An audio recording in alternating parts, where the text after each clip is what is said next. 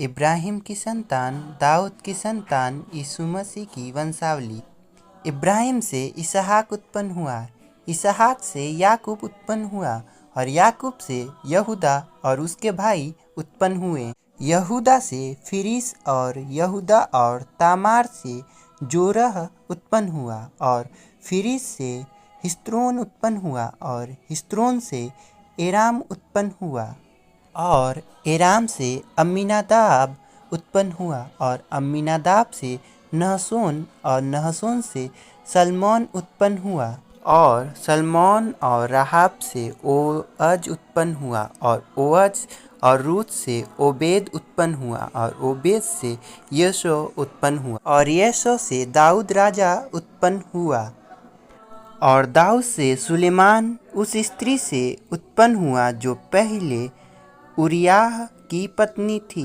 और सुलेमान से रहबाम उत्पन्न हुआ और रहबाम से अब्याह उत्पन्न हुआ और अब्याह से आसा उत्पन्न हुआ और आसा से यहोशाफात उत्पन्न हुआ और यहोशाफात से योराम उत्पन्न हुआ और योराम से उज्जाह उत्पन्न हुआ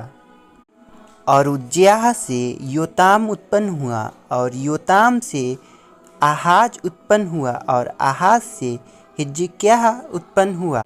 और हिजकिय्याह से मनसीह उत्पन्न हुआ और मनसीह से आमोन उत्पन्न हुआ और आमोन से योसीहा उत्पन्न हुआ।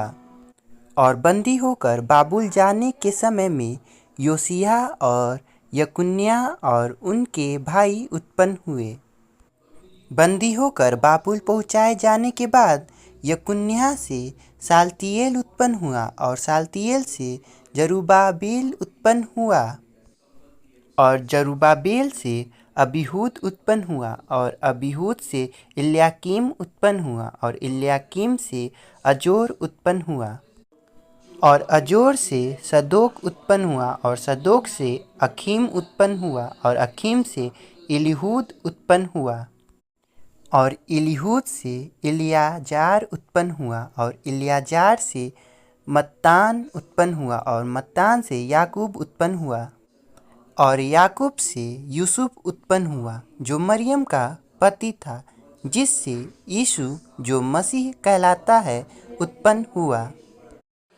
इब्राहिम से दाऊद तक सब 14 पीढ़ी हुई और दाऊद से बाबुल को बंदी होकर पहुँचाए जाने तक 14 पीढ़ी और बंदी होकर बाबुल को पहुँचाए जाने के समय से लेकर मसीह तक 14 पीढ़ी हुई।